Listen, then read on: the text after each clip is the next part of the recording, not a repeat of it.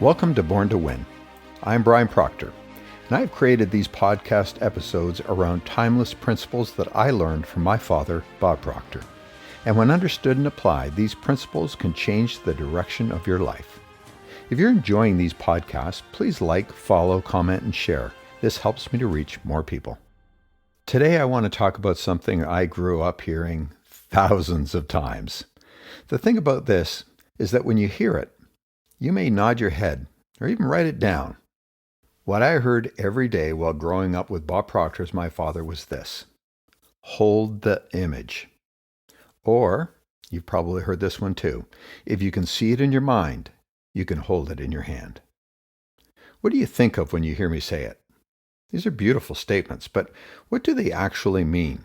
What does it mean to hold the image? Is it simply visualizing? Is it daydreaming? Is it positive thinking? Well, not exactly.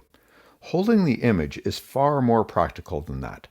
It is one of the greatest disciplines that you can develop because the image you consistently hold begins influencing how you think, how you feel, what you notice, the decisions you make, and ultimately, the life you create. When I was really young, I saw a movie screen in my mind. And today, the images those statements create for me, it's not much different. Today, I want to unpack this idea in a way that makes it practical. Understanding these ideas will help you look at goals in a new way. Bob Proctor taught that every creation begins twice. First mentally, then physically. Every building, every company, every invention, every work of art, every meaningful achievement, someone held an image before it became reality. Everything around you was once invisible. Before it existed in the physical world, it existed in someone's imagination.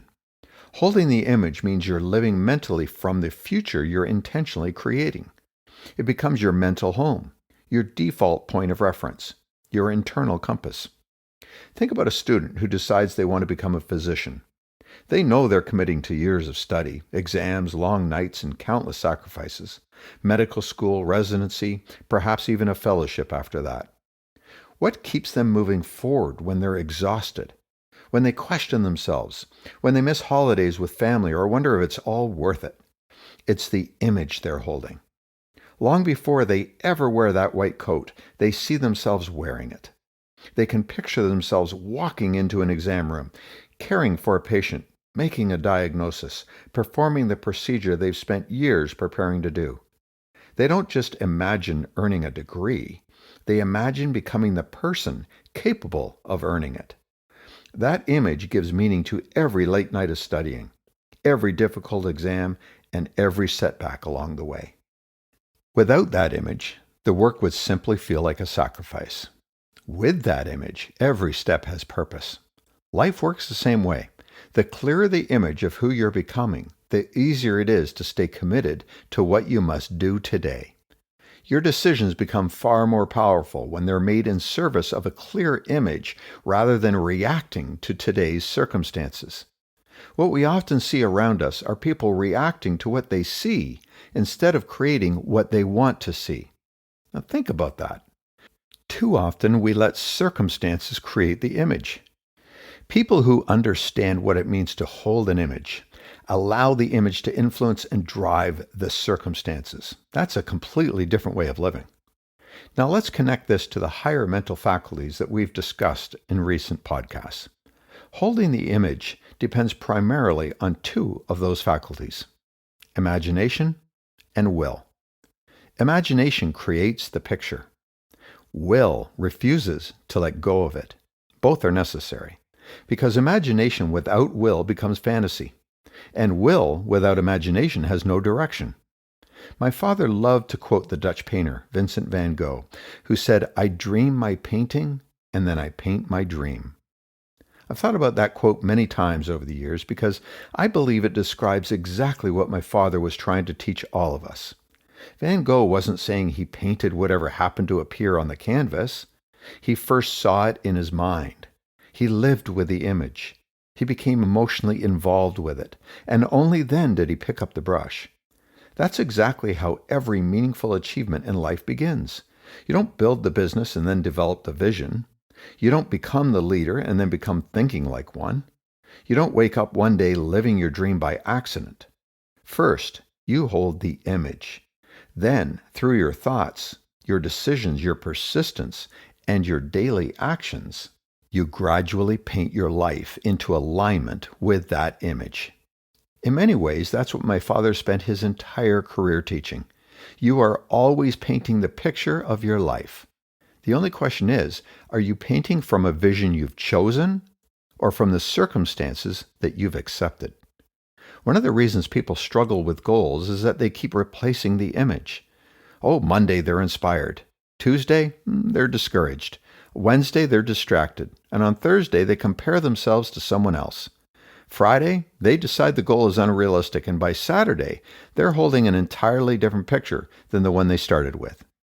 The subconscious mind cannot build a clear result from constantly changing instructions. The 18th century poet Alexander Pope wrote, "Order is heaven's first law." I've always thought that idea applies beautifully to the way we create our lives. Creation responds to order. It responds to consistency. It responds to a clear direction held long enough for it to become reality.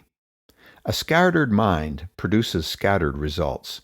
But when you hold one clear image, day after day, decision after decision, you begin bringing order to your thinking. And ordered thinking produces ordered results. Researchers studying elite athletes have found that mental rehearsal activates many of the same neural pathways involved in physical performance. That's why Olympic athletes visualize races before they compete. Golfers mentally rehearse every swing. Musicians rehearse performances before stepping onto the stage. Visualization doesn't replace action. It prepares the nervous system for action. The brain begins organizing itself around the image it repeatedly experiences. My father understood this long before neuroscience began explaining it. He simply called it holding the image. The image you hold in your mind teaches your brain what to notice. Goals work the same way. When you consistently hold an image, your mind begins noticing opportunities, people, ideas, connections that align with it. Not because they magically appeared, because your awareness expanded. This is why clarity is so important. A vague image produces vague results. A clear image produces focused action and a clear result. Now, I want to make an important distinction. Holding the image does not mean ignoring reality. It means refusing to let temporary circumstances replace permanent vision. There is a difference. You acknowledge today's circumstances. You simply don't give them the authority to rewrite your day. One thing I observed repeatedly while working beside my father was his extraordinary ability to remain emotionally connected to an idea long before the evidence appeared. People often assume confidence comes after results. He demonstrated the opposite. Confidence grows from remaining faithful to the image before the results arrive. That's what faith really is, not hoping something will happen, but remaining true to the image before anyone else can see it. That's disciplined thinking. And this is where the higher faculty of will becomes so important. Will is often misunderstood. People think willpower means forcing yourself through difficult situations. Will is your ability to hold your attention where you choose, not where circumstances pull it. Think about that. Because every day your attention is competing with distractions, news, social media, unexpected setbacks, fear, comparison, other people's needs and opinions. Every one of those things is trying to pull your attention away from the image that you've chosen. Will is your higher faculty that quietly says, no, we're staying here. We're staying focused. Now here's something I've learned from being in this industry and working with thousands of clients. Most people don't abandon their goals because they lack ability. They abandon them because they stopped holding the image. They begin rehearsing obstacles instead. And eventually, the obstacles become more vivid than the vision. Concentration is one of the rarest abilities in today's world. We live in an age of constant interruption. We have become experts at scattering our attention. Yet creation requires concentration. When you use your faculty of will, you decide what deserves your attention, and you return to it again and again despite the distractions. Holding the image also requires emotional involvement. An image held with emotion becomes amplified. Think about the moments you remember most vividly. They're almost always connected to emotion, good and bad. Emotion impresses ideas upon the subconscious mind. That's why it's not enough just to see your goal. You have to feel what it would be like to live it. Now let's connect this to belief, because these ideas, they work together. Belief allows you to accept the possibility. Imagination creates the picture. Will keeps your attention there, and also returns you to it every time your mind wanders. Together, they begin changing the way you think. People sometimes ask me, Brian, how long do I hold the image? My answer is simple: until it becomes more familiar than your old one. Because every person already holds an image. The question isn't whether you have one. It's whether you're consciously choosing it. Many people spend years holding vivid images of everything going wrong, being rejected, running out of money, not being enough, failing. Then they wonder why fear feels so natural. The subconscious doesn't distinguish between images you intentionally choose and images you repeatedly rehearse. It simply accepts repetition. That's why this matters so much. Imagination is one of our greatest gifts. It allows us to visit a future that doesn't yet exist. But will is what allows us to return there tomorrow, and the next day, and the next, until eventually the image begins showing up in the physical world. So this week's Born to Win practice is one of the simplest that we've ever done. Every morning before looking at your phone, sit quietly for 5 minutes. Choose one image. Not 10, just one. Maybe it's the business you're building, the relationship you're strengthening, the healthy version of yourself you're becoming, the contribution you want to make. Hold that image clearly. See it. Feel it. Then ask yourself one question. If this were already becoming my reality, how would I show up today? And then throughout the day, notice when your attention drifts toward doubt or fear. Don't criticize yourself. With your awareness and will, simply return to the image again and again and again. Because holding the image, that's discipline. And it becomes stronger with practice.